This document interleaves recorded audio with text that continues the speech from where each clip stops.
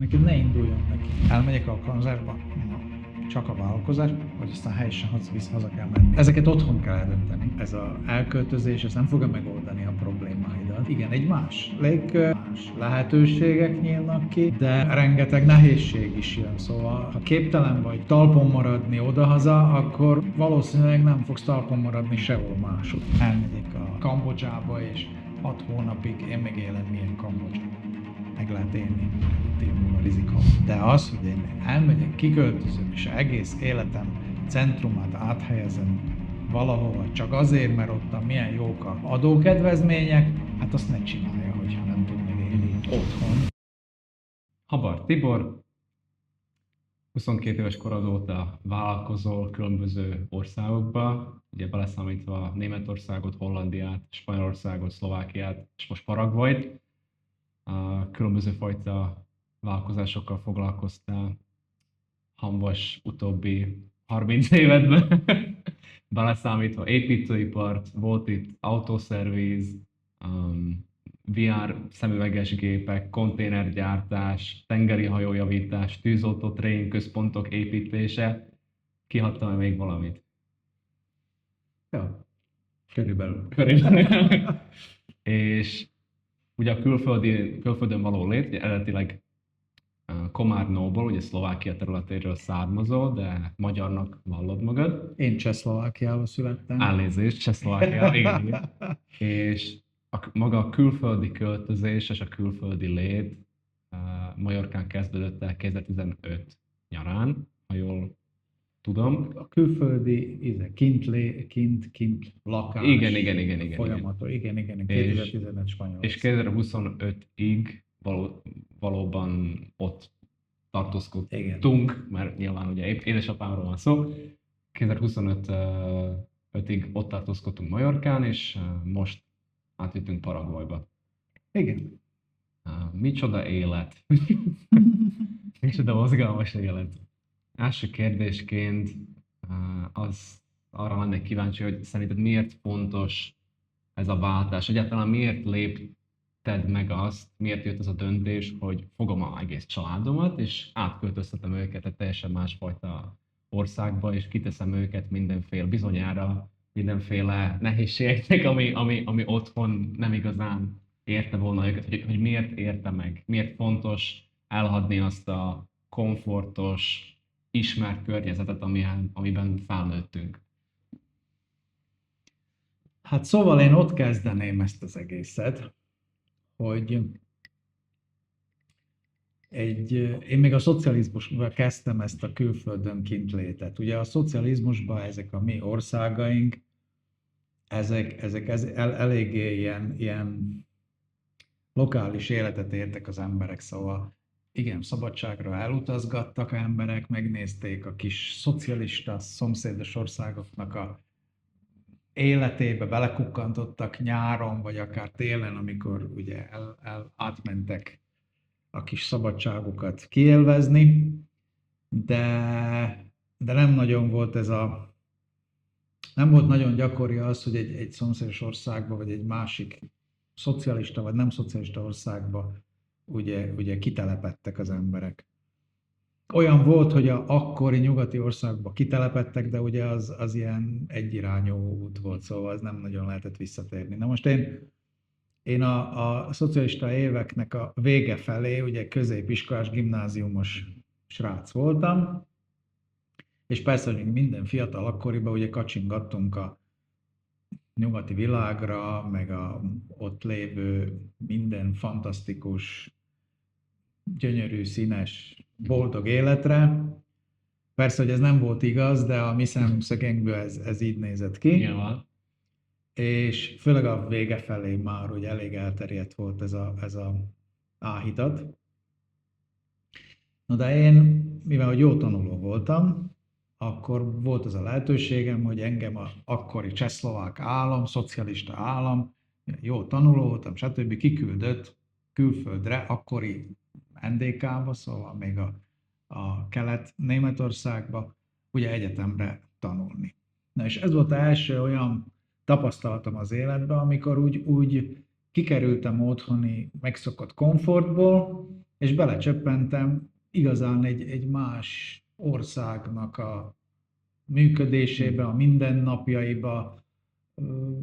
Nyilván nem csak mindennapjaiba, mert ugye ez egy nemzetközi egyetem volt, jó ismert egyetem volt, és akkor voltak ott ugye diákok más országokból is, általában szocialista országokból, de egész világban, ugye Kubától, Kínától kezdve mindenhonnan.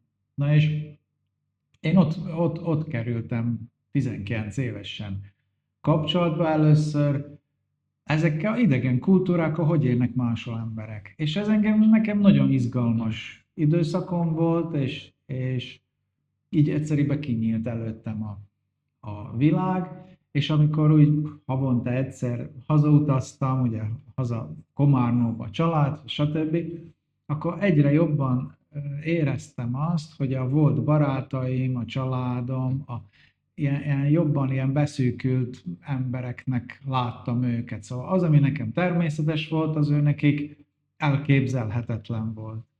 Na és én akkor úgy eldöntöttem magamba azon az egyetemi éveimben, hogy én viszont az életemet úgy képzelem el, hogy ilyen színesen, multikulturálisan képzelem el,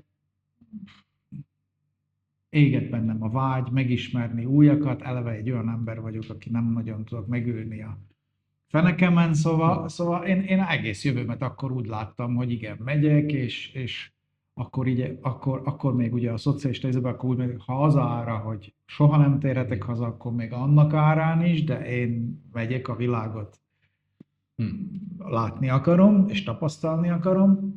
És ugye aztán jött a 89-ben ugye a váltás. Arról most nem akarok beszélni, hogy ez a váltás az csak ilyen felszínes váltás volt, mert a mélyében nem sok változott, csak a forma változott, de igen, jött a váltás, és akkor jött bennem egy ilyen érzés, hogy most már nem nekem kell mennem a világhoz, hanem a világ jön hozzánk haza.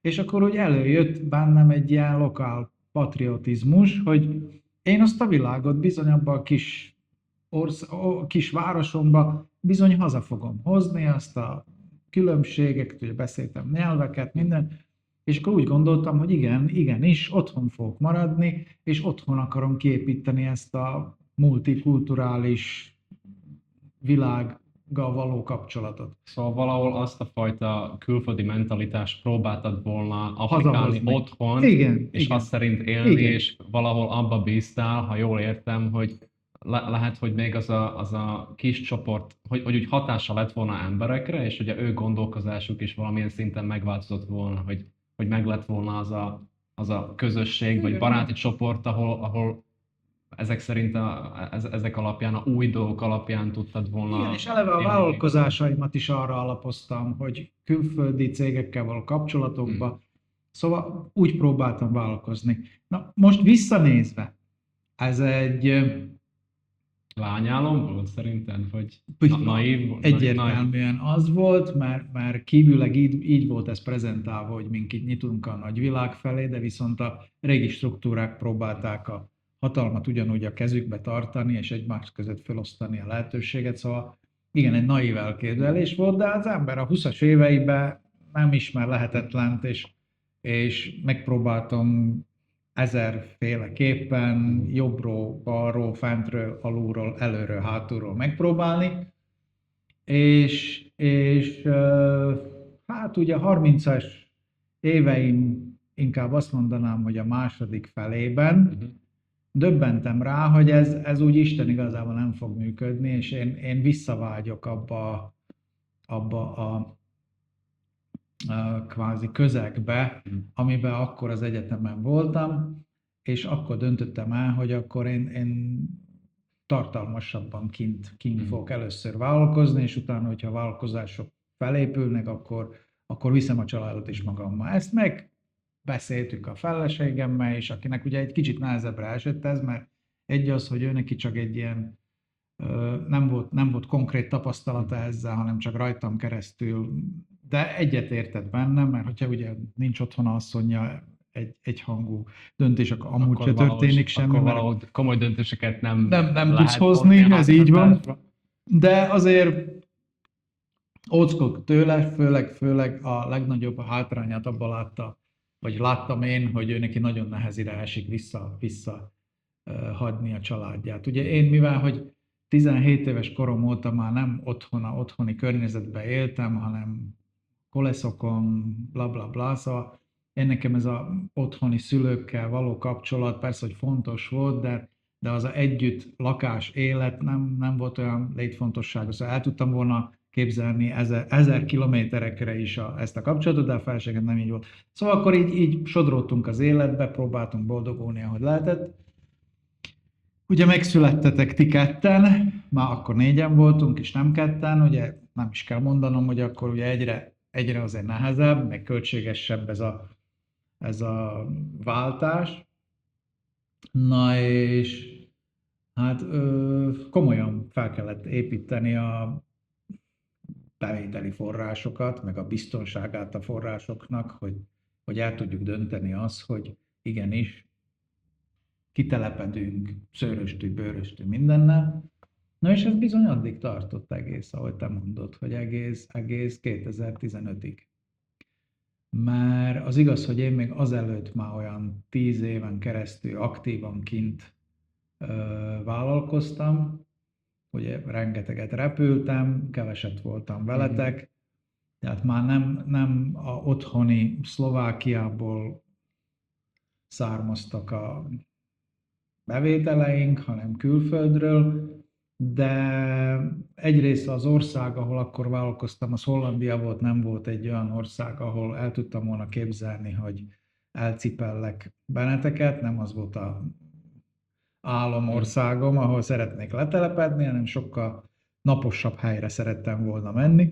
És akkor jött aztán lassan a döntés erre a Majorkára, ami egy nagyon kellemes élet volt annak idején, és úgy kerültünk oda ki, hogy tovább itt már ismered te is. Nyilván, igen. De hogy így miért tartott olyan sokáig, hogy mi alapján húztad meg a határt, hogy oké, most összegyűjtöttünk elég anyagi javagat, vagy pénzt ahhoz, hogy ki tudjam Itt vinni a a forrás családot, biztonságáról van szó. igen, hogy az hogyan történt, amikor eljutottál arra a pontra, hogy na most már megvan minden, és megyünk, és azon túl nagyon érdekelne, hogy nyilván mi volt ennek a folyamatja, most főleg gyerekekkel, hogy ez a sulis beíratás, vagy fölkészíteni őket, hogy figyelj, elhagyjuk a otthonunkat, azért nyilván egy gyerek számára, hogy azon egy helyen nől fel, teljesen máshogy viszonyul hozzá, mint egy felnőtt ember, aki valahol járta már a világot addig életében. Igen, Hogyan történt ez? mire eljutottunk azokban az években, hogy 2015-ben ugye kiúrcolkodtunk, addigra már ugye a feleségem is teljesen egyetértett abban, hogy elég, nem azt mondom, hogy élhetetlen az élet oda-haza, hanem nagyon korlátozott lehetőségekkel. Tehát főleg az, hogy mivel hogy szocis gyerekek vagyunk, ugye nekem ez a szabadságérzet egy nagyon fontos dolog, szóval nem szeretem, hogyha szorít a cipő, és nem szeretem, hogyha mások szabják meg, hogy mit szabad, mit nem szabad. Szóval igyekszem egy olyan életet folytatni, ahol minél kevesebb ez a külső ráhatás, én akarom megszabni az életem sorsát, meg a színvonalát. No és erre mondom, 2015-re eljutottunk odáig, hogy ez már előbb eldőlt, szerintem az már ugyan 2010 felé is már eldőlt, hogy igenis ki fogunk, sőt, el is döntöttük, hogy ez Majorka lesz ez a hely, ahova ki akarunk menni. Ugye gyerekkorunk óta a feleségemmel imádtuk a tengert, imádtuk azt a mediterrán életformát, azt a nyugalmat, megtaláltuk ezt a szigetet, amit nagyon szerettünk, és ezen a szigeten megtaláltuk azt a közösséget is, aki nem volt kirekesztő. Mert ugye sok helyen Európában van az is, hogy vannak családok, akik 20-30 évet keresztül élnek külföldön, és máig egy kicsit olyan kirekesztetten, tehát éreztetik velük, hogy te külföldi vagy, és te itt jöttél, és nem vagy itt otthoni. Na most ez ezen a szigeten nem volt, mivel hogy ott a nagyja lakos, az pont olyan jellegű ember volt, mint mink, az igaz, hogy az egész Európa területéről, már voltak ott svédek, németek, angolok, minden kutyafüle, szóval nagy volt ez a közösség, ez a külföldi közösség, és az általa otthoniak nem adták neked úgy megérezni, hogy te itt egy kívülálló vagy. Kvázi minden másik ember kívülálló volt. És az egy kellemes közeg volt annak idején. Ja. És úgy gondoltuk, hogy ott nagyon kellemesen el fogjuk tudni tölteni a időket. Na most az iskolával kapcsolatosan azért is haboztunk egy picit, tehát nem fogtuk magunkat, és 2010-ben ezt megtettük volna, de nem tettük meg. Az pedig miattad, mert egy olyan korba voltál, hogy a alapiskolát csináltad, és nem akartunk abba a közegbe, azokba a barátok között, stb. Kirántani, hanem úgy beszéltük meg a édesanyáddal, hogy megvárjuk, amíg te befejezed az alapiskolás tanulmányaidat, és akkor úgy fogjuk időzíteni ezt a kiköltözésünket, hogy te pont ezt befejezed, és akkor kezdhetsz egy más szakaszt az életedbe. Na, ezért jöttünk 2015-ben, te voltál akkor 13 éves. És hogy volt az elmagyarázva nekünk, mint... Ez úgy volt elmagyarázva, hogy ugye mink már akkor szerintem 10-12 éven keresztül nagyon-nagyon sokat jártunk arra a szigetre. Veletek. Szóval fontos az, hogy ha egyszer eldöntöd, hogy ki akarsz költözni egy másfajta országra, főleg, hogyha családilag akarsz kimenni, hogy előtte néha több évet is szállj arra, hogy megismerd, hogy kitedd őket is annak, hogy úgy megismerkedjenek azzal a helyen, és hogy ne legyen annyira idegen, mint amikor eldöntöd, hogy mégiscsak megyünk, ugye fizikai. Igen. Figyelj, mink ezt választottuk, ezt a formát, hogy nektek, vagy neked inkább, mert ugye a nővéred az már kvázi önálló életet élt, az már nem volt velünk, de neked úgy gondoltuk, hogy ez lesz a legkevésbé fájdalmas változtatás.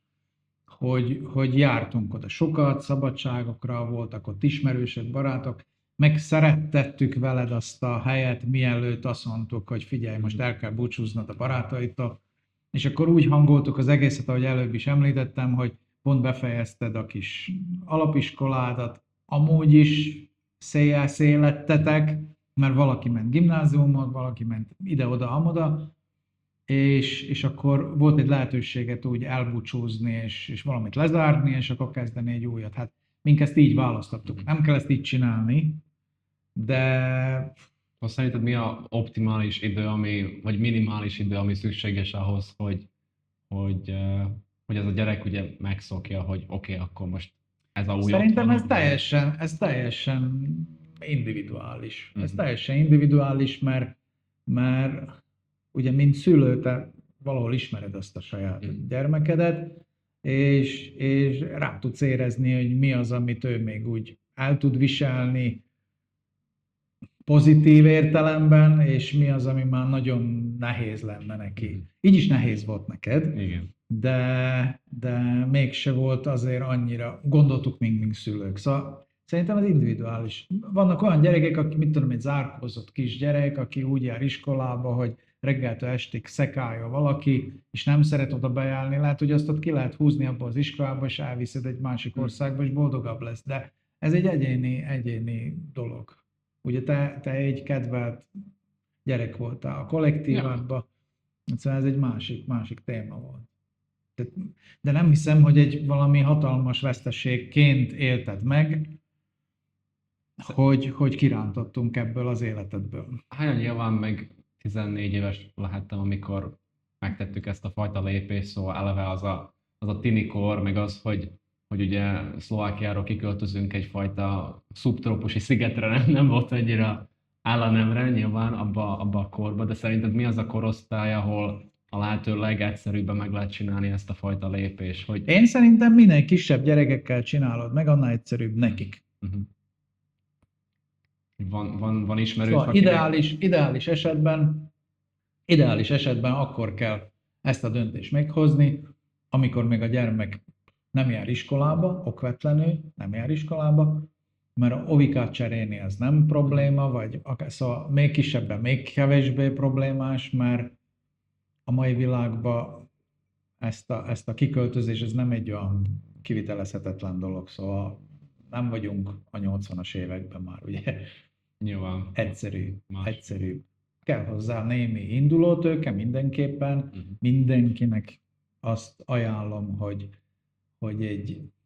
ha nem is egy évre, de egy fél évre való megélhetésre való összeggel kellene, hogy rendelkezzen, mármint a család részére, ami előtt ezt megteszi, mert azért attól eltekintve, mennyire ismered azt a célországot, attól eltekintve, hogy mennyire van tisztába azzal, hogy működik, azért megpróbálni ettől a naptól ott élni, a egészségügy, iskolaügy, vállalkozás, bármit egyszerűen meg kell ismerni, ahhoz hónapok kellenek. Ahhoz hónapok kellenek, ahhoz kellenek kapcsolatok, ahhoz kellenek ismerősök, ahhoz kell rengeteg kommunikáció. Szóval... A quick aside. Most people who go location independent think about flights, accommodation, or insurance, or banking, but nobody really thinks about their physical mail until something important goes missing and you have to call poor old grandma to pick it up. We've all been there. This is why I have partnered with Traveling Mailbox. Traveling Mailbox gives you a real physical US3 address you can use for your LLC, your bank, or your government correspondence. As your mail arrives, they scan the outside of every single envelope and upload it to your online dashboard. You see the same day. You decide what to open and scan to PDF, what to forward to you anywhere in the world, and what to shred, all on site for free. It automatically syncs to Google Drive, Dropbox, OneDrive, and Box, so your documents are just always there. And best of all, plan starts at just $15 a month with no setup fees, no long-term contracts, and unused scans roll over month to month. Go annual and you get 2 months completely free. Right now, you can get started by going to the link in the description below. Check it out. Azért javaslom, egy fél évre azért mindenképpen legyen, ha ideális esetben van egy évre való tőke, amit rászánsz, hogy igen, ezt elköltöd. Lehet, hogy nem költöd el, de azért az a biztonság az jó, hogyha van. Szóval legalább az a 6 hónapos... Az a minimum szerintem. Aha, értem. Hogy gond nélkül te tudj nyugodtan szánni rá időt, hogy te megismerkedj az ottani. De még abban az esetben is, amikor ugye sokan vannak manapság, már ugye én nekem ez elég idegen, de létezik, hogy ugye interneten keresztül tudják megkeresni a pénzüket. Én egy régi iskolában nekem megfogható dolgok kellenek, én csak olyannal tudok vállalkozni, ami plusz-minusz megfogható. De igen, tudom, hogy létezik ez a újabb formája, vagy ez a modernabb, bevált formája, de szerintem még abban az esetben is kell, hogy legalább egy fél évre való tartalékod legyen, mert igen, megspórolsz magadnak egy csomó kellemetlenséget, meg főleg idegességet. Mert ennek a változásnak nem kell, hogy stresszes legyen. Szóval ez egy pozitív változásnak kell, hogy legyen neked is, mint családfenntartó, de szerintem a családod többi tagjának is kell, hogy azért egy pozitív élmény legyen. Persze, de hát gondolom valahol minél jobban vagy felkészülve rá, annál pozitív élményként tudod megélni, mert nyilván, hogyha nehézkes a dolog, nem vagy rá fölkészülve, jönnek ugye a problémák, aztán ki kell perkálni a tanulópénzt, ez nyilván sokkal kellemetlenebbé teszi ezekre a dolgokat. Meg nyilván gyerekekkel is most hogyan alkalmazkodik az iskolához. Ugye vannak nyelvproblémák, amikhez alkalmazkodnia kell, szóval, hogy ott is milyen volt például a valóság, a elvárásokhoz képest, amikor először abszolút megtetted ezt a lépést, hogy megyünk ki külföldre, hogy hasonló volt, vagy jobb be tudtad lőni, vagy teljesen más, hogy alakult a dolog? Én szerintem az első lépést, amikor elhagytuk a szülővárosunkat, és akkor elmentünk ugye Spanyolországba, én szerintem nem okozott nekem akkora nagy meglepetéseket, mert rengeteget éveken keresztül foglalkoztam ezzel a gondolattal. És nagyon sok információm volt, nagyon sok kapcsolatunk, baráti kapcsolatunk volt az ottan élő emberekkel, tehát nem voltak annyira nagy meglepetések, de mindenképpen azt azért leszögezném, hogy ha valaki elszánja magát családostól, vagy akár egyedül is elhatni a hazáját és kezdeni egy új életet egy új hazába, egyszerűen azzal tisztába kell lennie, hogy az nem egy megoldás a problémáidra. Mert akinek problémái vannak odahaza, most nem is csak a megélhetési problémákra gondolok, arra is, de a szociális problémáira, stb., akkor ezt úgy is viszed magaddal. Tehát elmehetsz te a világ végére, attól még te mindig ugyanaz leszel, mint voltál a anyaországodban. Szóval ez a elköltözés, ez nem fogja megoldani a problémáidat. Igen, egy más légkör, más lehetőségek nyílnak ki, de rengeteg nehézség is jön. Szóval ha képtelen vagy talpon maradni odahaza, akkor valószínűleg nem fogsz talpon maradni sehol másutt.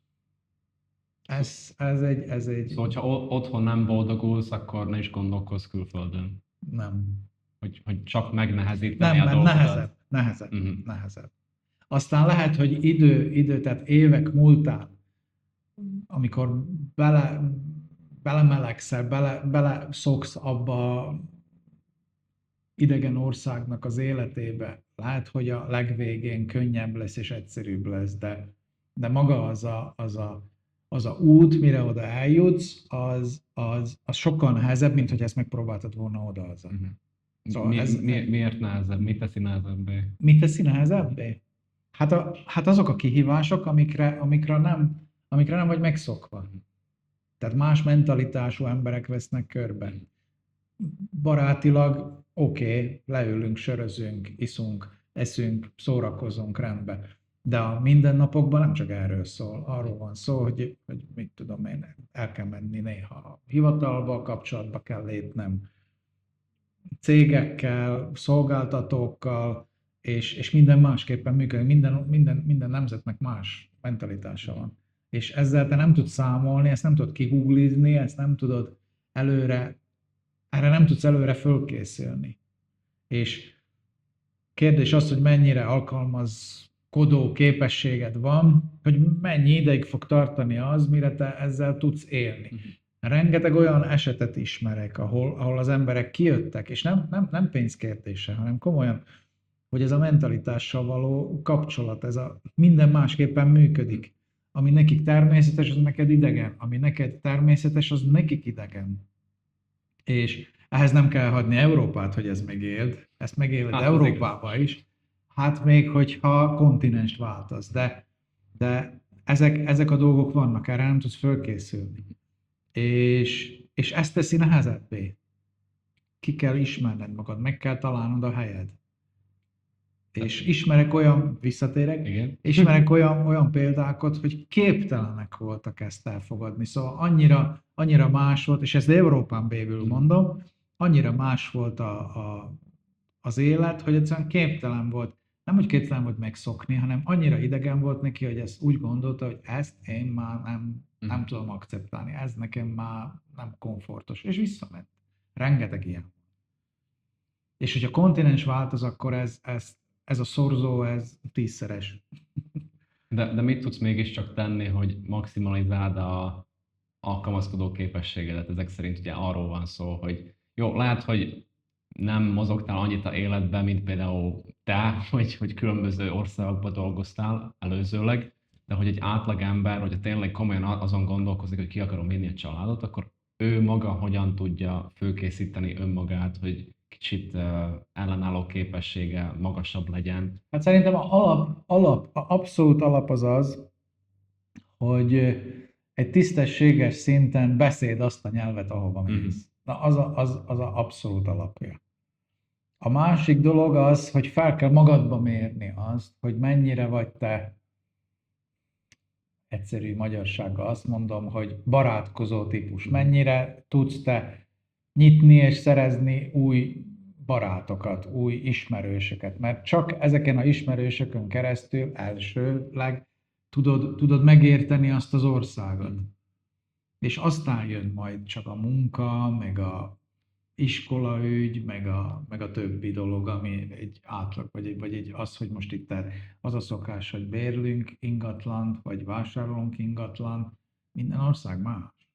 De az első, az beszéljük először a nyelvet, már ne gondoljuk azt, hogy míg elmegyünk egy, mit tudom én, spanyol beszélő közegbe, főleg mondjuk Dél-Amerika, ahol és majd angolul, majd mindent, vagy németül esetleg. Igen, hogy majd mindent meg fogok oldani, és majd ott megtanulom a nyelvet. Na az arra nem elég a 6 hónap. És mi az a szint, ami szerinted szükséges ahhoz, hogy ezt bevállalod, hogy nem tudom. A nyelv? Igen, konkrét a nyelv. Jó, mert nyilván személyiség szinten, hogy ki mennyire barátkozós, arra már 1001 millió self-help-es könyvet kitaláltak, szóval mindenki a saját maga idejében fel tudja lapozni. Igen, szóval egy zárkózott ember, még ha a nyelvet is beszéli hiába, nyilván, de azon lehet, ahol lehet csiszolni otthon is. Igen. A nyelv az úgy, hogy meg kell próbálni magad, tehát elsősorban meg kell tanulni otthon azt a nyelvet, és másodszorban ki kell próbálni magad abba a közegbe, hogy tudsz te ezzel a nyelvvel boldogulni. El kell menni szabadságra. El kell menni szabadságra egy olyan országba, ahol azt a nyelvet beszélik, de nem olyan szabadságra, hogy elmegyek egy 4 csillagos vagy 5 csillagos szállodába, és ott angolul fognak hozzám beszélni. Nem, akkor olyan helyre kell menni, ahol kimondottan csak ez a nyelv, ez a közeg fog fogadni, és meg kell magad tesztelni, hogy most mennyire tudok én itt ebbe a közegbe, mennyire tudok helytállni. Ezt le lehet tesztelni. Ha kevés, akkor még tanulok hozzá. Ha nem, ha oké, akkor tudom, hogy igen, ezt meg lehet lépni. Eljött az idő. Szóval a ottani embereknél teszem azt, mit tudom én, Airbnb-n keresztül, vagy Booking.com-on keresztül, hogy a ottani emberekkel lakjál, az kvázi a tanácsod. Airbnb egy ideális dolog. Hogy legyél kitéve annak a... Vegyél ki egy szobát, és próbálj csak lenni. Nem. Legyél. Menj el a közértbe, vegyél magadnak kaját, nézd meg, hogy mi van az üzletekben, rá tudsz kérdezni, ugyanúgy, és akkor próbálj közöttük élni, és le tudod tesztelni magad nagyon gyorsan. Hát igen. Na már azért ez kell hozzá, azt te is éled. Az igaz, hogy... Nyelv nélkül abszolút megesznek élve. Na azért nyilván ez is egy olyan dolog, hogy ugye mifelénk is sokszor az a fajta felfogás van, hogy teszem azt, ha elmész Spanyolországba, akkor mindenki kedves veled és mosolyog. Persze, amíg turista vagy. Így van szó, hogy ezek a melegebb országok, amik kecsegtetőek a emberek számára, hogy mindenki valahol feltételezi, hogy azért, mert amikor én oda elmegyek turistaként, akkor milyen jó, mert mosolyognak rám, de azért teljesen más, hogy viszonyulnak hozzád, amikor már ott élsz közöttük. De ezt nem is mondanám úgy, hogy ez kimondottan a déli országokra érvényes. Szerintem az minden olyan országra érvényes, ahol a turisták képzik a bevételi forrást. Tehát ugyanúgy elmehetsz te Párizsba is, ahol azért sokan élnek abból, hogy jön a sok turista, és nagyon kedvesek lesznek veled, mert te hozod a pénzt, te hozod nekik a megélhetést, és ők úgy állnak hozzá, hogy te egy potenciális vevő vagy, és persze, hogy kedveskednek hozzá, és ez az egész világon ugyanígy van. De megint más, hogyha te elmész oda, és akkor te egy akarsz lenni közülük, hogy te ugyanúgy abból akarsz élni, amiből, na akkor ott már konkurenciás helyzet kerül föl, már nem lesz hozzá annyira kedves, valószínűleg. És mi az a pont, szóval mi az az időtartam, amikor valahol ez úgy kikristályozódik benned, hogy most itt tényleg akarok-e élni, vagy nem? Szerintem ahhoz kellenek hónapok. Én azt mondom, hogy egy 8 hónap, 1 év kell, hogy leteszteld, hogy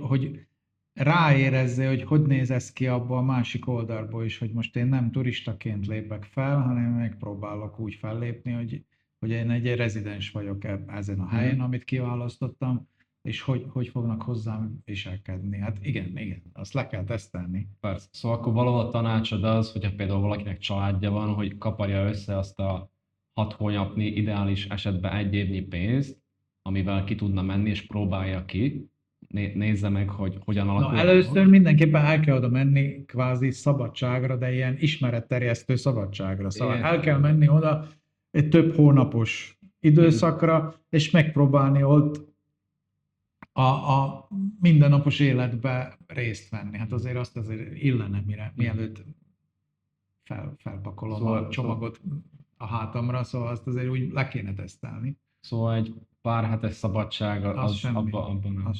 Az sem. És közöttük kell lenni, szóval nem Mm. szállodázni, közöttük kell lenni. És ez szerintem érvényes bárhova is Mm. próbálnád az életbe elmenni. Mindegy, hogy most te Ausztráliába próbálkozol, vagy Oroszországba.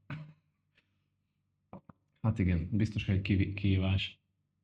Jó, nekem egy kicsit olyan előnyemre vált az, hogy én eleve a fiatal, jó, mostani fiatalok ezt megélhetik egyszerűbben, a mi időnkben egy kicsit komplikáltabb volt, de az volt a előnyem nekem, hogy én megismertem más kultúrájú embereket is már 10 éves koromban. Együtt élve velük, ugyanúgy megismertem a szíriait, ugyanúgy megismertem a kubait, megismertem a keletről jötteket, vagy a európai nemzetek. Egyszerűen volt ez alkalmam megismerni őket komolyan szemtől szembe. Nem csak turistaként. És ezt meg tudja csinálni bármilyen fiatal, aki egyetemet végzett, mert a nemzetközi Erasmuson keresztül elmegy egy évre egy év alatt már kapsz egy képet arra az országról. Szóval igen, le kell tesztelni. Mert lehet, hogy a teszt alapján kiderül, hogy ez nekem nem kell. Úgy, mint elmegyek Horvátországba. Szeretem Horvátországot. Igen. Szimpatikusak a horvátok. Rengeteget voltunk ott. Soha a büdös életben nem mennék oda élni. Soha. De ez valahol azért jött létre benned, mert elmentek, kipróbáltál, átöltöttél ott rengeteg időt, ugye évek során, Hát és nyilvánvaló vált, hogy ez nem az. Ez nem az, ami nekem Nekem. kell. Lehet, hogy valakinek abszolút szimpatikus, de nekem nem. Igen. És közben szerettem oda járni szabadságra, de Igen. más szabadságra elmenni bárhol. De elmész Egyiptomba szabadságba, akkor nagyon kedves emberekkel fogsz találkozni a szálloda környékén, De nem meg a így van. szállodába. De menj ki a piacra, és bérelj ott egy lakást. Az igaz. Azért kalandos lehet. Kalandos nyaralás. Azt is meg lehet tenni. Nyilván. Valaki úgy gondolja, hogy ez simán belefér még.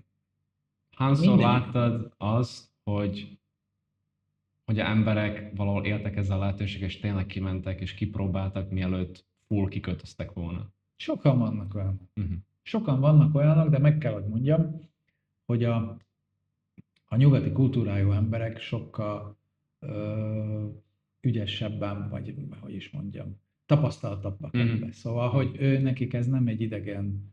Amit most elmondtam, az ő nekik természetes. El akarok menni Tájföldre, akkor igen, először elmegyek Tájföldre, és megpróbálok ott bérelni egy kis szobácskát, fiatalon is sokan csinálják, és náluk ez egy általánosabb dolog, mint nálunk a posztkommunista országokban. Igen. Hogy van egy kulturális különbség. Igen. Sokkal ilyen nyitottabbak erre. Meg általánosabb is az náluk. Ezt te is tapasztaltad. Igen. Tényes való. Paraguay. Igen. 2025-ig ugye Majorkán történt ez a fajta életvitel, amit mi folytattunk ott már közel 10 éve. Nyilván... több mint 10 éve. Hát, 10-11 éve. Nyilván rengeteg tapasztalatra és teljesen más gondolkozásmódot adott az, hogy külföldön eltöltöttél te is annyi évet. Teljesen máshogy kezdtünk el gondolkozni, ezt szerintem elmondhatom mindannyiunk nevébe. De mégis jött ez a váltás Paraguayra. Miért Paraguayra? Mert nyilván, ami a ideális életvitelt illeti, legalábbis a mai világban, rengeteg ember, főleg nyugatról nagyon érdekelt Tájföldben, nagyon érdekelt Dubajban, nagyon érdekelt ugye Filipín-szigetekben, általában oda szoktak menni sokan is. Miért nem arra esett a választás? Miért Paraguay? Hát több oka van ennek. Az egyik oka a nyelv. Mivel hogy megszoktuk már ezt a életet a spanyolok között, a spanyol beszélő emberek között, ugye mentálisan ez a Dél-Amerika hozzájuk a legjobban hasonló. Tehát, hogyha európai országokat vesszük, akkor a Dél-Amerika a legjobban a életvitel, az emberek gondolkodása legjobban a spanyolokhoz hasonló. Nem ugyanaz, de de ő hozzájuk hasonló. Ez az első mér. Tehát ez a rizikó már nálunk nem volt, hogy most fú, nem tudunk tudni érvényesülni a nyelv véget. Ez le volt tesztelve, kipipálva. A második, az pedig az, hogy utaztunk mindenfelé a világba. De én, és szerintem nem csak én vallom, szerintem az egész családunk így vallja, hogy nekünk fontosak ezek az a értékrend, ami a keresztény és a volt keresztény kultúrából fakad. Nekünk ez a közeli, tudod. Nekünk fontos az, hogy délbe szólaljon meg a templom harangja. És ez nem csak az építményekre számol, hanem magára az embereknek a gondolkodása. Teljesen más viszonya van egy keresztény értékekből fölnőtt ország egy család iránt, mint egy hindu. Teljesen más. És akkora változást én nem akartam, hogy teljesen felforgassa az egész családi sémánkat. És ezért nekem ezek a keleti országok, az igaz, hogy nagyon kedvesek és gyönyörűek és szép, és lehet, hogy olcsó, vagy van ilyen-olyan-amolyan előnye, vagy akár a arab félsziget, az is egy kellemes élet lehet, de hangsúlyozom, kellemes. De nem fogod magadnak ezt valahol otthonná érezni. És mink egy olyan család vagyunk, akik azért szeretjük, még akkor is, hogyha idegenben vagyunk, hogy azért szereted azt, hogy valahol otthon érezzed magad.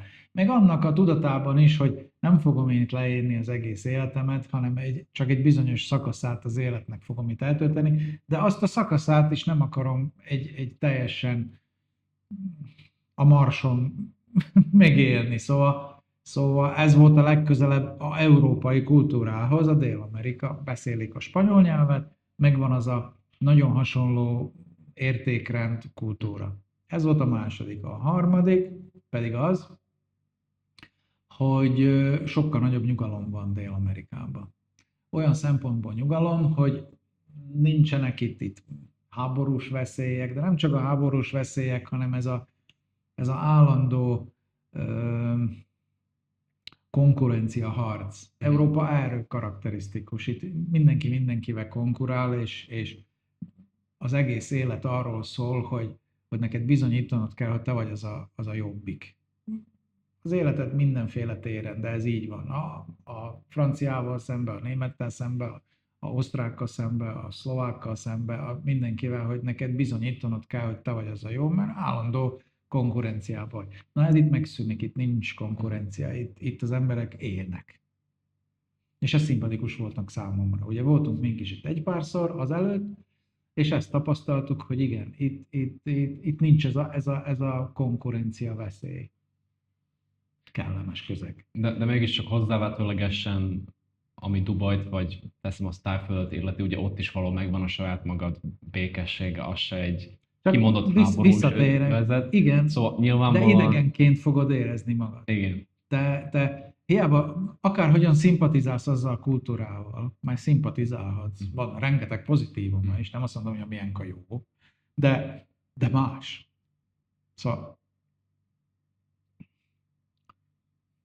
értékrendileg kell az a fajta passzolás, meg valami hasonlóság, gondolkozásmódban. Az, hogy hazajössz a házadba, és nem úgy érzed, hogy ez most egy sziget, egy hajó a óceán közepén, ez a én kis házam, nem, komolyan, hogy részese vagy valahol ennek az egésznek. Szóval, és ezt nem hiszem, hogy egy Tájföldön ki tudod építeni. Lehet, hogy vannak olyan emberek, akiknek ez nem annyira fontos, mint nekem, vagy nekünk, és annyira tudnak alkalmazkodni, hogy ott is egy otthonérzetet tud. Én ezt nem tudom elképzelni, szóval nekem ez fontos. Szóval inkább el tudnám képzelni Ausztráliában, mert az is sokkal közelebb áll hozzánk, mint elmenni Szaudiba, vagy Tájföldre, vagy Kínába, vagy Japánba. Szóval nem, igen, szívesen elmennék oda, megnézni, megismerni a kultúrát, persze, hogy annak is rengeteg pozitívum, meg szépsége van, de a mindennapi életben biztos, hogy idegennek érezném magam, még 30 év után is. Szóval jó a kultúraváltás, de egy adott szintig Igen, inkább úgy igen. mondanám. Tehát amit te meg elviselsz, amit meg képes vagy akceptálni, amit meg képes vagy elfogadni abból a másikból, hogy igen, ő más, de ez még úgy belefér. Hát valakinek itt a szintje, valakinek máshol van a szintje. Nekünk ez fontos volt. De szerinted ennek a színnek a felismerése az külföldön történt meg, vagy eleve már Hát ez ott nyilvánvalóan van? külföldön történik. Szóval kellett az, Szóval hogy... rájössz, Dél-Amerikában rájössz, hogy most térjünk vissza Magyarországra, hogy a cigány más otthon, Mhm.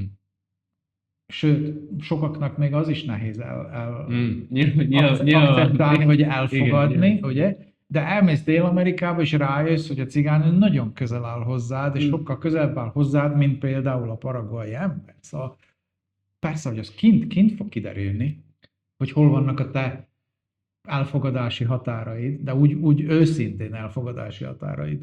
Szóval valahol, ha valaki külföldre tervez költözni, az egy több országba kéne elmennie, ideális esetben minél többen, hogy úgy megtapasztalja, hogy elsődlegesen mi is a fontos számára, hol szeretne élni, és másodlagosan, hogy kiderüljön, hogy mi a tűrés határa, mert valahol a ismert környezetében De nem fog elfogadási élni. határa. Igen.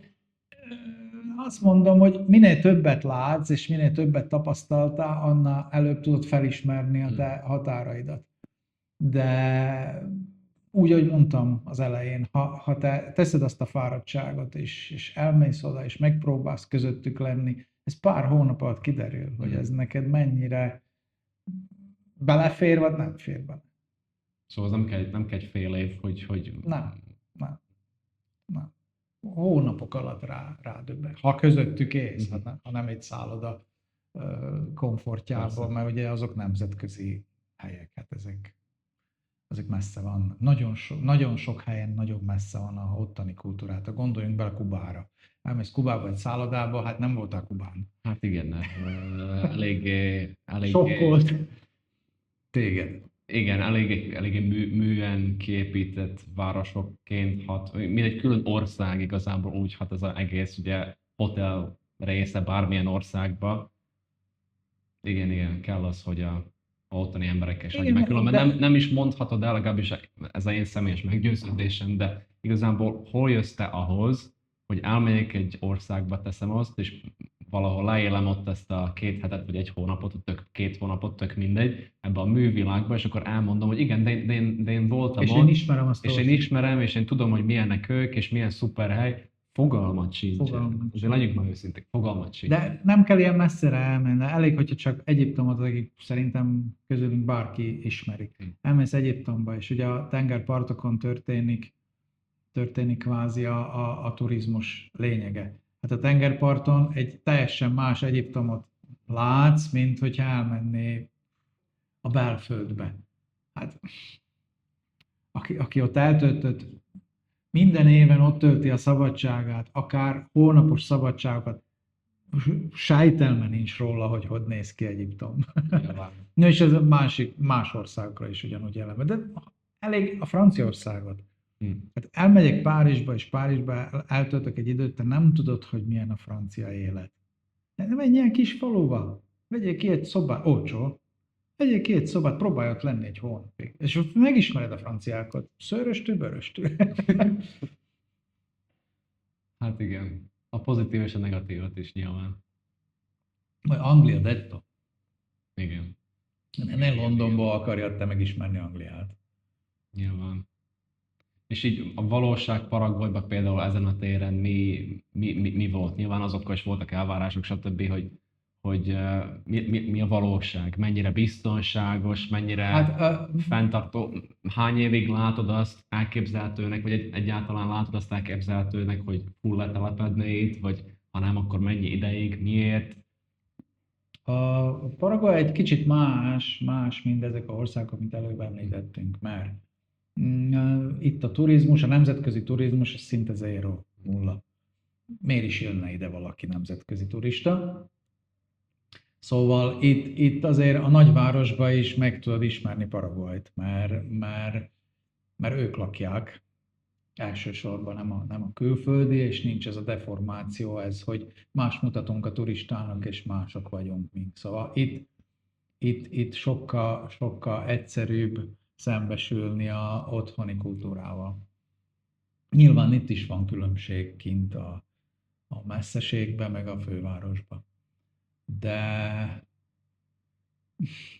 hogy is mondjam, hogy el tudnám itt képzelni a Abszolút letelepedést teszem azt. abszolút nem, soha nem. De mégiscsak azt mondtad, hogy azért esett erre a választás, meg kulturálisan ugye Hasonló. bepasszolt annyira, hogy bevállaltad azt, hogy ide költöztünk, de hogy akkor mégse eléggé ahhoz, hogy hosszú távon elképzeld itt magad? Nem, hát igen. Szóval, ha ilyen szemszögből tekintem, hogy én most egy fiatal ember lennék, Így van, így van. akkor még talán lehet, hogy el is tudnék rajta gondolkodni, hogy itt elkezdeném úgy építeni az életemet, hogy tartósan itt fogok lenni, és ezt igazán a hazámnak a lobogójával a hátamon fogom tartani. Ezen tudom magamra elkezdeni. Tegyük föl. Van olyan ember, aki ezt gond nélkül be tudja vállalni, de én már nem. Szóval én már nem, mert nekem fontos az, hogy ha kimegyek a szomszédba, és akkor magyarul beszélek a szomszéddal, meg stb. Hiába beszéljük a nyelvet, és itt is el tudsz beszélgetni vele, de csak el tudsz beszélgetni vele. Isten igazából nem ismered, nem érted őt, ahogy gondolkodik. Lehet, hogy 40 év alatt te meg fogod ismerni azt a gondolkodást, de hogy te európai fejjel te elfogadd azt a gondolkodási menetet, mert csak akkor fogsz beolvadni, hogyha úgy fogsz élni, és úgy fogsz gondolkodni, mint a ott lakó emberek, akkor azt nem nagyon tudom elképzelni európai fejjel, hogy ez lehetséges úgy 100%, akár 80%-ban. Megérteni meg tudod. Évek hosszú során kellenek hozzá, meg fogod érteni őket, de hogy te úgy érezd, hogy te egy vagy a közülük, nem tudom elkezdeni. Annyira, azért ahhoz képest nagyon idegen hely. Még ez is. De nyilván ez is szerintem emberfüggő, nem? Hogy valakinek fontos az a identitás. Hát ez, hogy valakinek mennyire fontos a identitás. Úgy, ahogy mondod. Mennyire fontos a identitás. Nekem fontos az, hogy én magyarként élek, magyarként gondolkodok, és ezzel én nem szándékozok felhagyni, és így akarok meghalni. Szóval nem. Azért nem leszek Paraguay. Nem leszek büszke a ő zászlajákra, jobban, mint a mi kis zászlónkra. Nem. Igen. Más foci csapatnak szurkolunk. Szóval Igen. Persze. Szóval lehet itt élni, nagyon kényelmesen, és nagyon jól lehet itt élni, és rengeteg pozitívuma van, de Isten igazából az élet nem csak ebből szól. Nem. De lehetőségek is nagyon nyitott ország. Szóval ez is egy olyan ország, azt mondjuk el, hogy ez is egy olyan ország, ahol nem nagyon fogják éreztetni veled, hogy te nem vagy egy annyira kívánatos itt, mert külföldről jöttél. Szóval nem. Ez nem az az ország, ahol ezt megéreztetik veled, sőt, fordítva, nagyon örülnek, hogy itt vagy, és jöttél ide, és egy kis színességet hoztál a hazájukba. De nem hiszem, hogy egy tudsz lenni, nem. Azért nincs bennünk indián vér. Nyilván mások a gének Kínában. Azért valamilyen szinten meghatároz, meg bárki mond bármit is. Ez így van. Igen. Nyilván rengeteg pozitívat hallani a országról, ami Nem is kell beszélni, mert akár mennyit lehet találni. Így van, szóval mindenki valószínűleg szerintem tisztában van, de azért szerintem felsorolhatnánk, hogy oké, top pontok, amiért az emberek ide jönnek elsődlegesen szerintem Én szerintem adókedvezmény. Elsődleges a szabadságérzet. Many experts have tried pretty much every single possible approach to dealing with US taxes when they are living abroad. You can think of generic accountants, DIY software, or just hoping for the best, right? Most of it works fine for people with a simple domestic return, but very little of it actually handles all necessary filings correctly, which is why I'm such a massive fan of Greenback Expat Tax. Their CPAs and IRS enrolled agents work exclusively with US expats 100% of the time. The process is completely remote as well. You upload your documents to their secure portal, a dedicated account is assigned within one business day, and they handle all the paperwork and maximize your credits and deductions. Everything Greenback does is flat fee and transparent, which means you know exactly what you'll pay for before you start. No hourly billing, no surprises. If you're still on the fence though, they offer a free price estimate in under 2 minutes with zero commitment required. Right now, you can get started by going to the link in the description below. Oké. Azt a szabadságérzetet, amit te itt megélsz, én nem találtam olyan országot a Földön, ahol te olyan szabadnak fogod érezni magad, mint itt. Ez szerintem az első számom. Nem fog senki erőszakosan korlátozni a gondolkodásaidba, a cselekvésedbe, a vállalkozásodba, szóval komolyan ez egy szabad ország. A vezetési stílusodba, szóval nem fog téged ezért se kritizálni, és nem fog akarni átnevelni, ami ugye Európában nagyon erős ez a átnevelési kényszer, hogy egységesen gondolkodjon, és na ez itt nincs. Szóval ez egy szabad ország, és itt nagyon szabad életet tudsz élni. Ez az első szám. Aztán meg kell szólítani, hogy nagyon kedvesek hozzád az emberek, és befogadóak az emberek. Szóval nem csak színlelik, hanem úgy is gondolják, hogy örülnek, színesebbé teszed a ő országukat, úgy tekintik, hogyha jössz. Ez egy nagyon nagy érv, ugyanúgy, hogy nem érzed magad idegennek. Hát ugye vannak pénzügyi előnyei is, mert ugye valahol olcsóbb, mint Európa. Sokkal többet tudsz magadnak megengedni, mint Európában. Szóval Európában nagyon-nagyon költséges szolgáltatások itt elérhetővé válnak. Szóval kényelmesebbé teszik az életedet. Na, mit tudunk még pozitívat mondani? Hát a adókedvezmények miatt jönnek elsődlegesen rengetegen ide elintézni a lakatást, meg a rezidenciót. Na de ez a pénzügyi dolgokkal függ össze, igen. Jelenleg ugye ingatlanfejlesztőként dolgozol itt. Igen. Mik a tapasztalatok? Ami milyen külföld, mégiscsak azért nyilván foglalkoztunk ezzel Spanyolországban is, hogy mik így a különbségek, mik azok a felismerések, amik történtek a utóbbi 8 hónapja, amióta itt vagyunk, ami úgy, nem mondom, hogy sokkoló, de nem vártad volna, vagy meglepett, nem tudom, meglepett. Hát most megint vissza kell térni arra, hogy az emberek mentalitása. Az emberek mentalitása így a 8 hónap után felismerés az, hogy a mi fejünkkel felfoghatatlan. És hatalmas különbség a életfelfogásuk őnekik, meg a gondolkodási formájuk, mint a miénk, európaiaknak. És most ugye Európát ugye unblock veszem. És ez az első dolog, és ezt ebbe a bizniszbe is látom. Szóval rádöbbenten, ugye nekünk volt építkezési cégünk, dolgoztunk különböző nációkkal, emberekkel, de ezt 8 hónap után be kellett ismernem magamnak, hogy ezt nem merem bevállalni, hogy én nekem paraguayi emberek lennének a alkalmazottjaim. Mert nem értem ők nem értenek engem, és ebből semmi jó nem fog kiderülni. És hiába olcsó munkaerő, de szerintem hatalmas nagy rizikó lenne ebbe belemenni. Hát a élettapasztalataim ezt súgják nekem, hogy ebben ne. Egyenlőre. Aztán lehet, hogy 2 év, 3 év múlva másképpen fog beszélni, de 8 hónap után egy nyilvánvalóan nem. Na és ez más, mind amit gondoltunk előtte.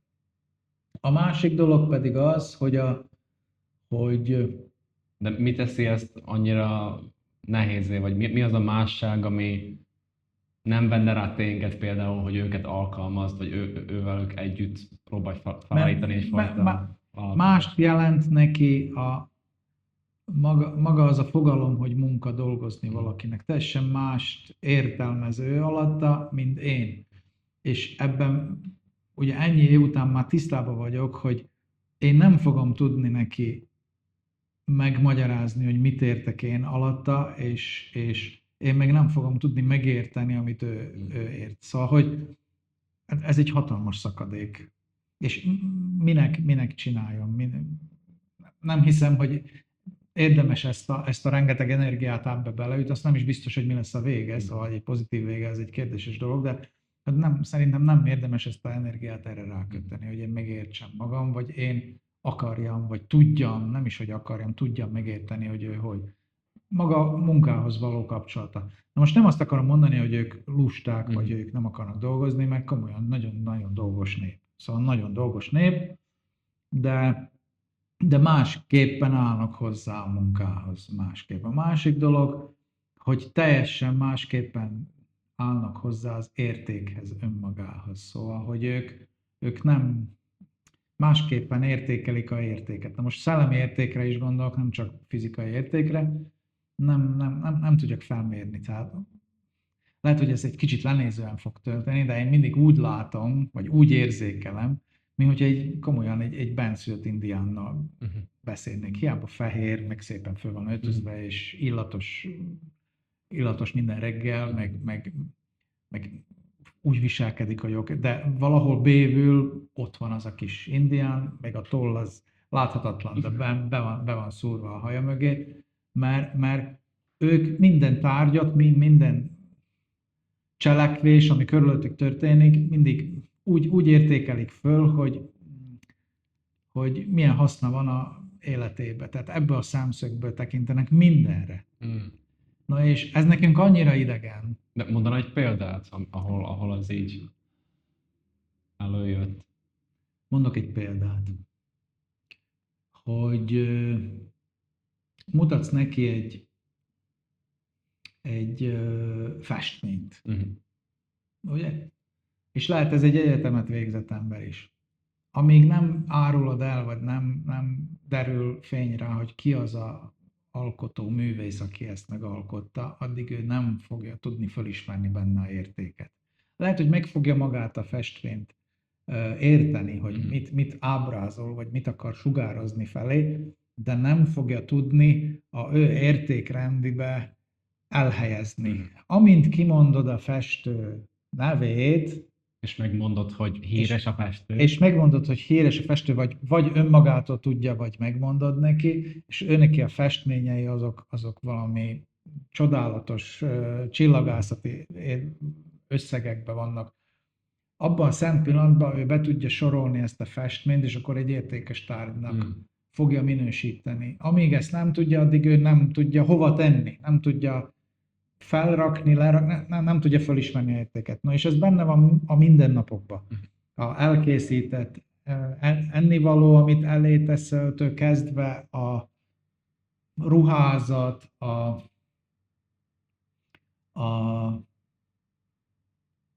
mit tudom én, a természetben lévő tisztaság vagy a rendetlenség, nem érzi, abszolút nem tudja értékelni. Nem tudja értékelni. Sokkal jobban tudja értékelni például a fának a értékét, ami egy élő valami, és tudja, hogy ez egy nagyon kellemes árnyékot fog vetni, ami alá tud kűrni, vagy oxigén termel, amit én belélegzek, és akkor igen, akkor úgy tudja, hogy igen, annak a dolognak van egy bizonyos értéke a ő értékrendjében. De ha most tennék rá egy márkát, hogy ez most egy XY márkájú fa, akkor ő nem fog tudni tenni különbséget közötte. Elhiszi neked, de nem. Szóval ez egy már nehéz elmagyarázni. De ez hogy mutatkozik meg például a te esetben, mint ingatlanfejlesztő, hogy mi az a pont, ami... Na most képzeld el, hogy most ingatlanokat akarunk mink létrehozni. annak a ingatlannak te tudod a európai fejeddel, hogy a végén az értéke abból áll, hogy egy az, hogy ez egy teret képez, amit valaki tudja használni, és van egy bizonyos minősége, ami a te életedet kellemesebbé teszi, ugye? Na most ő ezt nem így látja. Ő úgy látja, hogy ez egy olyan hely, ahol nem esik rád az eső. És nem, ha fúj a szél, akkor nem fogsz benne fázni. Valahol De igazán. ez nagyon csontra van faragva, mert ezt meg tudom csinálni egy sátorból is, és meg tudom csinálni egy nagyon drága épületből is, és egyszerűen ő neki a közötte már nem összemosódik a különbség. Szóval magát a értéket, hogy most valamit elvárni tőle, hogy valamit megcsináljon úgy, hogy tökéletesen legyen kivitelezve például a fugázást a talajcsempébe, hogy az mennyire fontos, mert ha belép valaki, akkor ugye nem mindegy, hogy így fut, vagy egyenes, vagy van. Ezt ő nem tudja megérteni. Szóval megcsinálja neked, hogyha követelni fogod tőle, már megcsinálja, miért ne csinálja meg, hogy te alkalmazott megcsinálja, de nem érti, hogy neked ez miért fontos. Vagy miért fontos az, hogy ez a legvégén így legyen megcsinálva. Szóval ez a értékhez való hozzáállás, ez üti egymást. Üti egymást, amilyen kell. Szóval valahol ahhoz... Látod bennünk azt is, hogy kimennek, gyönyörű a természet, ugye kimennek a természetbe, stb. És szanaszét dobálnak mindent. Szemetet ott hagyja, nem érti, hogy és ha megmondod neki, meg akkor se érti meg. Megcsinálja, összeszedi, mert lássa, hogy neked ez fontos, de nem érti, hogy miért. Hát most miért? Nem. Szóval valahol az az energia, amit bele kéne tenni ahhoz, hogy te elmagyarázzál neki mindent tüzetesen, az nem éri meg. Nem éri meg. Nem éri meg, mert akkor egy rendőrt kellene minden egyes 3-4 ember fölé rakni, és akkor minden percébe kellene figyeltetni meg. Igen, hogyha megmondod neki, így csináld, ő nagyon boldogan és gond nélkül megcsinálja így, de önmagától nem érti, hogy mi a jó és mi nem. Tehát ő csak azt érti, hogy igen, ezt meg kell csinálni, vagy ezt nem kell csinálni, mert a főnök azt mondta, hogy ez kell, vagy ez nem kell. De nem érti meg, hogy igen, ez a szép. Ez a szép, vagy ez a fontos, mert ez fog majd értéket jelenteni a legvégén. Nem érti meg. Hogy a szépség mint fogalom, vagy a minőség mint fogalom teljesen előtt a milyenktől. Attól, amit mi gondolunk. De akkor hogy lehet itt vállalkozni?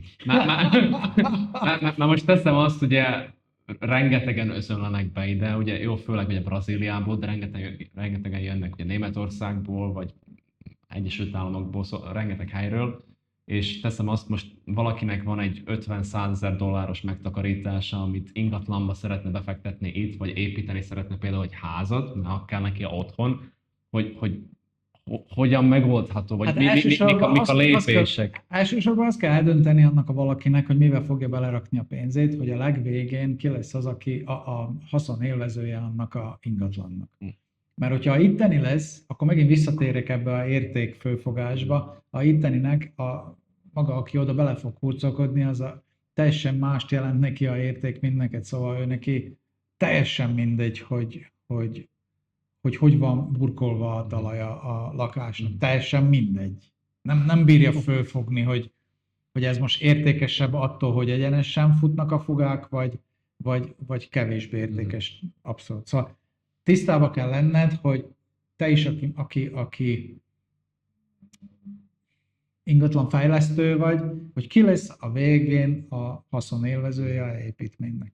Hogyha külföldi lesz, netántán egy német, vagy egy svéd, vagy egy ilyen jellegű ember, akkor teljesen más minőségbe kell ezt előállítanod ahhoz, hogy ő neki ez megfeleljen. Na most azt a minőséget a itteni vállalkozó nem igazán érti. Tehát próbálja utána csinálni, amit látott Európába, vagy a Egyesült Államokba, de nem érti, hogy miért jó ez, csak tudja, hogy ez ő neki majd jó lesz. Na és itt lép bele az, hogy te most Európába jössz, és te ezt érted. Szóval neked egyszerűbb felismerni, hogy mi az, ami fontos a legvégén, ami lehet, hogyha ilyen vevőkre számítok, mint hogyha otthoninak. Sőt, nekünk sokkal nehezebb fölfogni azt, hogy mi az a minőség, ami a otthoninak elfogadható. Persze, hogy de mind a két fél azon van, hogy a legtöbbet kapja a saját pénzéért. Ugye? Ez a egyik. A másik, hogyha úgy jön valaki a saját kis befektetésével, hogy ő ezzel valahol nem érdekli őt, hogy ez ki lesz a haszon élvezője, milyen lesz ennek a épületnek a minősége. Egyetlen egy dolog érdekli, hogy mennyit fog ez hozni. Akkor viszont össze kell állnia annak a valakinek, aki nevezzük azt, hogy nyugati világból jön, vagy más világból jön, vagy fejlettebb, hogy össze kell állni egy olyannal, aki ezt itt fogja üzemeltetni, és aki majd megsúgja neki, hogy figyelj, ez a ingatlan, ez ennyi és ennyibe kerül, lehet rajta keresni 7-8-9% évente, és bízd rám, hogy kinek fogom én majd kiadni. De távúton te nem tudod kiadni, mert nem tudod megítélni, hogy ez a ingatlan ez megfelel erre a célra, vagy nem felel erre a célra. Szóval mindenképpen kell neked valaki itt, aki ezt fel tudja mérni helyetted. Az persze, hogy ingyen nem fogja csinálni, az valamivel kerülni fog, és akkor már bevételed más. Szóval, és szerintem ez a kettő kategória van. Van az, aki annyira merész, hogy megpróbálja még mink, hogy létrehozzuk, igen, idejön, létrehozzuk, megpróbáljuk fölismerni ezeket a piaci nuanszokat, és aztán van olyan, aki nem meri vállalni ezt a kockázatot, és rábízza a pénzét olyanra, aki ezt meg elvégzi helyette, feltéve, ha bízik benne. És itt jön megint a kérdés, hogy ki bízik ilyen. Szóval ez a biznisz erről szól. Igen, lehet itt keresni, meg lehet keresni a befektetett pénzednek akár a 10%-át is, relatív munkanélkül, stabil bevétellel, ugye a gazdaság Paraguayban nagyon stabil, szóval itt nem kell félni attól, hogy itt most leértékelődnek az ingatlanok, vagy infláció lenne, vagy infláció lenne, szóval ez egy nagyon stabil, jó a pénz nem is. Egyszerűen itt egy előre kalkulálható, ilyen 10 éves horizontos jövőt nem probléma felvázolni, szóval igen, ez egy olyan hely, ahol akár a ingatlanokban is, Európában már nagyon kérdéses, a ingatlanba való bizniszelés, amiben ugye a nagyja nyugati világ úgy olyan biztos pénzbefektetésnek veszi a ingatlan. Na most ez lassan omlik össze, főleg Európában, de itt igen, így kiszámítható és jövedelmező lehet, mert megvan ez a 7-8-9% direkt bevételed a bérletekből, és ugyanúgy a ingatlanod kiszámíthatóan növekszik értékbe. Szóval, hogyha te veszel egy 5 éves vagy 10 éves horizontot, akkor egy nagyon konkrétan ki tudod számolni, hogy körülbelül mennyit tudsz keresni, és erre rábízhatod magad. Ha megtalálod a megfelelő partner természetesen. Tehát szóval ebből a szempontból ez egy jó hely. Tehát megéri idejönni, ami a vállalkozásokat illeti, fokozott óvatossággal, ha tudod, hogy kibe bízzel. Így van. Mert azért tegyük hozzá, rengeteg olyan példát ismerünk ismerettségből, meg hallásból is, akik nem a megfelelő embereknek bíztak meg, vagy azt hitték nagyon naívan, gondolom, hogy önmaguk képesek ezt felépíteni, anélkül, hogy azért hogy a mélyébe tekintsenek. Hogy a mélyébe tekintsenek pontosan, és hogy azért óvatosan közeledjenek a itteni emberekhez. Nem feltétlenül azért, mert ők kimondottan gonoszabbak lennének a más fajtájánál, hanem egyszerűen azért, mert ők is emberek, és nyilván külföldiként vagy itt, tudják, hogy több a pénzed, mint nekik, és kihasználják. De szóval én szerintem ez egy általános dolog egész világon. Csak azok az emberek, akik több pénzzel rendelkeznek, mint a itteni otthoniak, elbízzák magukat, és azt hiszik, hogy azzal, hogy több pénze van, akkor már okosabb is. De nem. Ezek az emberek nem buták.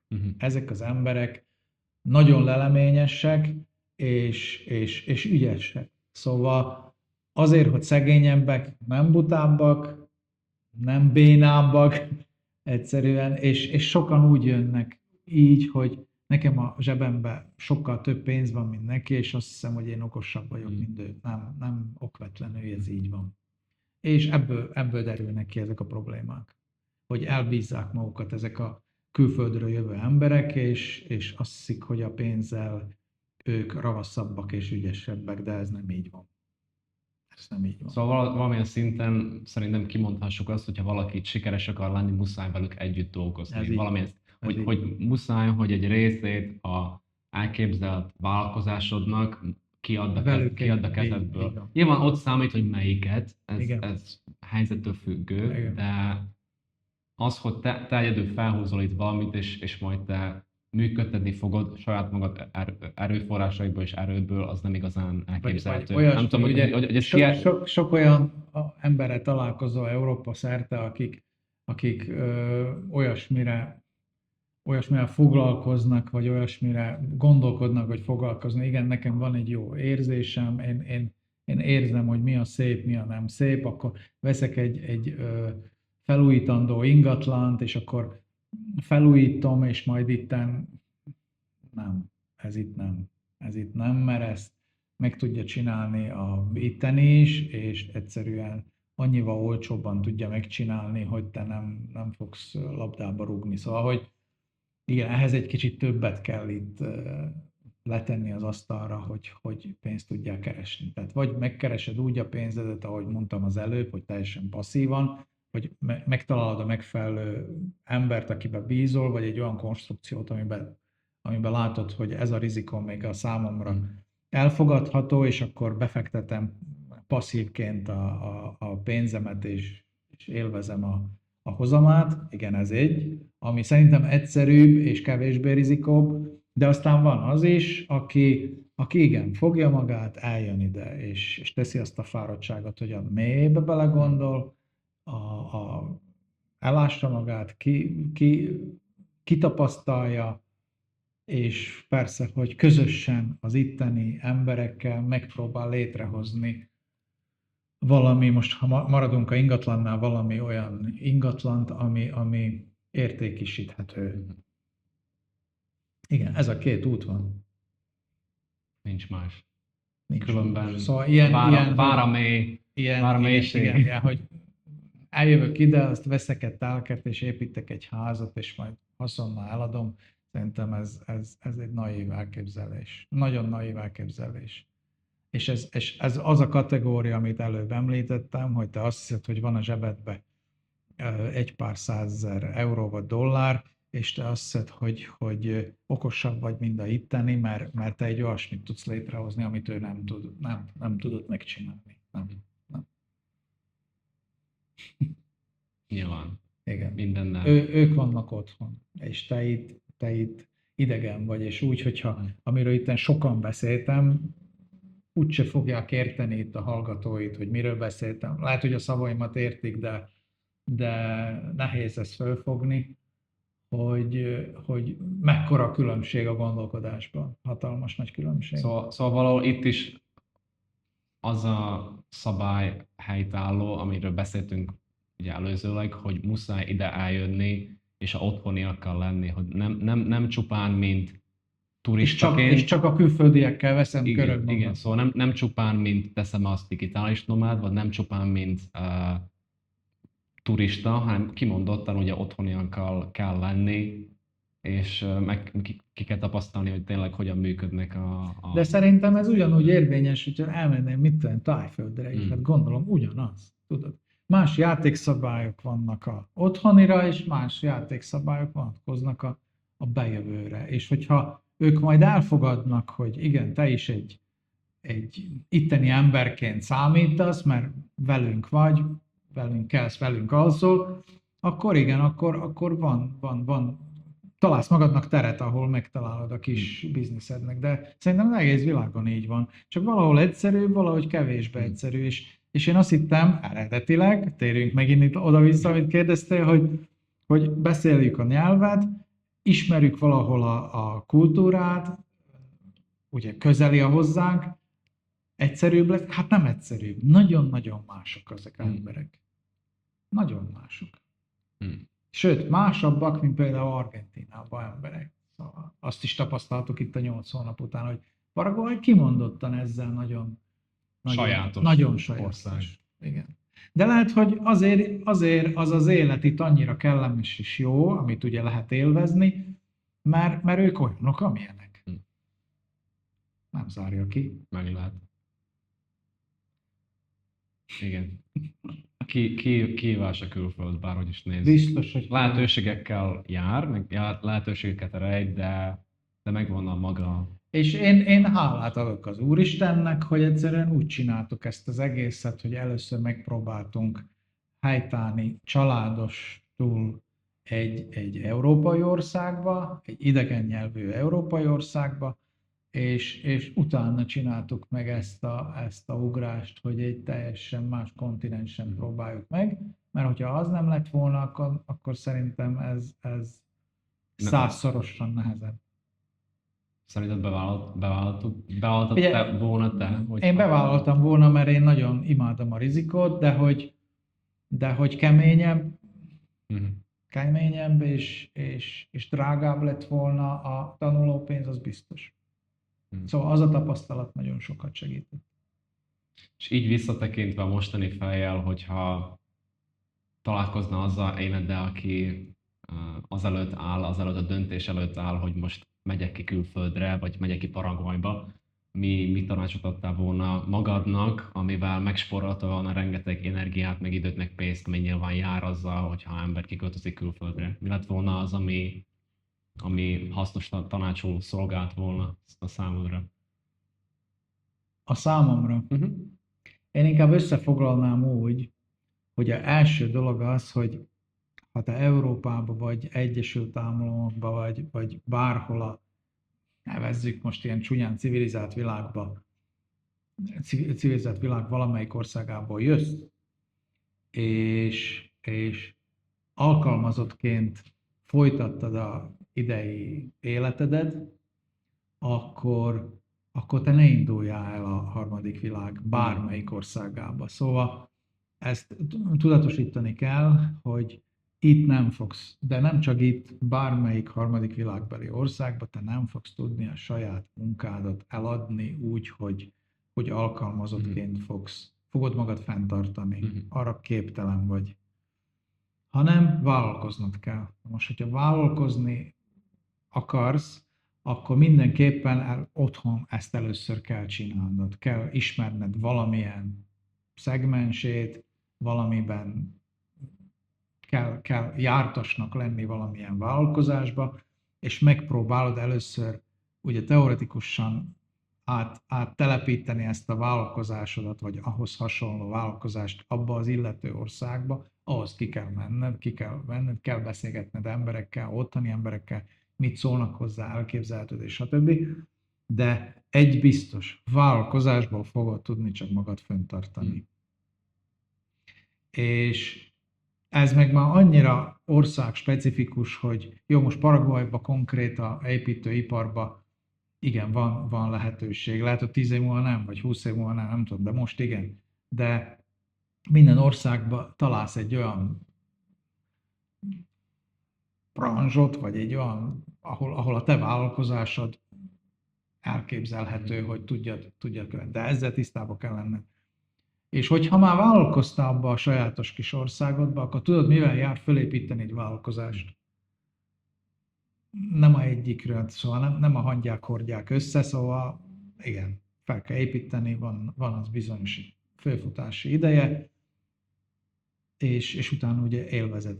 Na és ezzel számolnod kell, hogy egy idegen országba akarod ezt ugyanazt csinálni, mint a otthoni országodban, amikor először ezt megcsináltad. És annak megfelelően, hogy mik voltak a buktatóid az eredeti országodba, meg kell nézni, hogy néznek ki ezek a buktatók a új országodba. És megpróbálni besatszolni, hogy ezeken a buktatókon kívül milyen buktatók lehetségesek, amik ugye otthon nem voltak probléma, de itt probléma lehet. Tehát fel kell mérned, fel kell készülnöd rá, és ennek mindennek van egy fölfutási ideje. És az, aki vállalkozó, és már fölépített életébe egy vállalkozást, az tisztában van vele.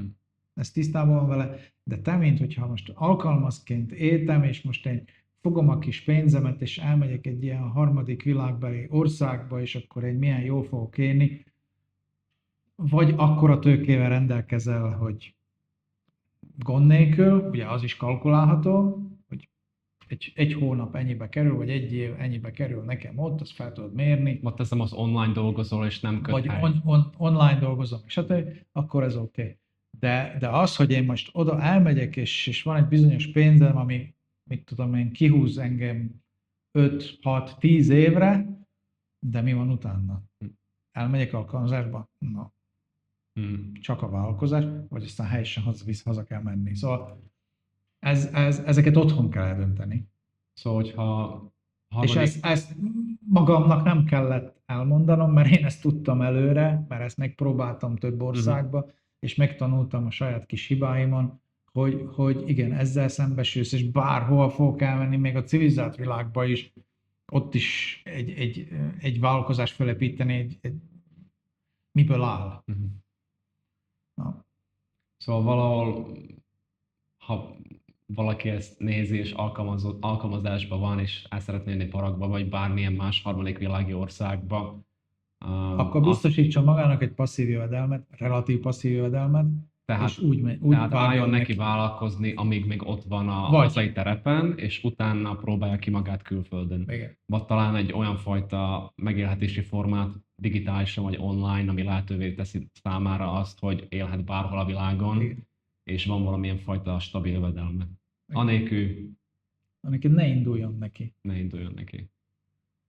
Annélkül, hogyha ez nincs meg neki, akkor inkább igen, hogyha annyira vonzák ők a külföldi vagy a nagyvilági országok, meg tapasztalni akarja, ezt mindet lehet. Relatív olcsó pénzen, mert ezek a országok mind olcsók, akkor dolgozzon otthon, vegyen ki egy 3, 4, 5, 6 hónapos időszakban. Igen, én most ezt a 6 hónapot elmegyek a Kambodzsába, és 6 hónapig én megélem, milyen Kambodzsa. Meg lehet élni nulla rizikóval. Relatív nulla rizikóval. De az, hogy én elmegyek, kiköltözök, és egész életem centrumát áthelyezem valahova, csak azért, mert ott milyen jók a adókedvezmények, hát azt ne csinálja, hogyha nem tud megélni otthon. Nyilván.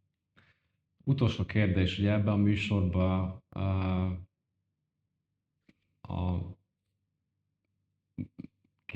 illetve a ember, aki beszél, feladat egy kérdést a következő embernek, akit meg fogok interjúni, ugye a következő héten. Hagyhatsz neki egy kérdést. Milyen fajta kérdést adnál a következő vendégünknek? Jó, ahhoz, hogy fel tudjam tenni ezt a kérdést, kell tudnom, hogy milyen jellegű riportokat fogsz csinálni. Bármilyen kérdés. Lehet személyes is, lehet vállalkozással kapcsolatban bármilyen kérdés. Hát akkor azt kérdezném meg attól a jövőbeli alanytól, hogy mi volt az mi késztette arra, hogy konkrét ebbe az országba jöjjön el. De komolyan, hogy otthonról mi késztette arra. És ha összehasonlítja, hogy attól függ, hogy mennyi idejét töltött itt, hogy ahhoz képest a realitás erre a kérdésére adott-e választ, pozitívat vagy negatívat. De az, hogy mi volt az a késztetés, mi volt az a pont, hogy éppen Paraguay. Erre kíváncsi lennék. Oké. Hát, Habar Tibor, köszönöm, hogy eljöttél. Én is köszönöm szépen, hogy és majd lássuk egymást. Köszönöm szépen. We have reached the end. Thank you so much for watching today's episode. If you want the best tools out there when it comes to living abroad, be it traveling or actually settling down in a specific country, we have put together a free living abroad toolbox with all the services you need, from banking all the way to eSIMs, to make your life abroad much less stressful and chaotic, the way it should be. Also, if you like the content that we are doing on this channel, please consider subscribing, hit the bell icon, hit the like button if you like what you see. And if you want to check out our next episode, you can go right here. So check it out.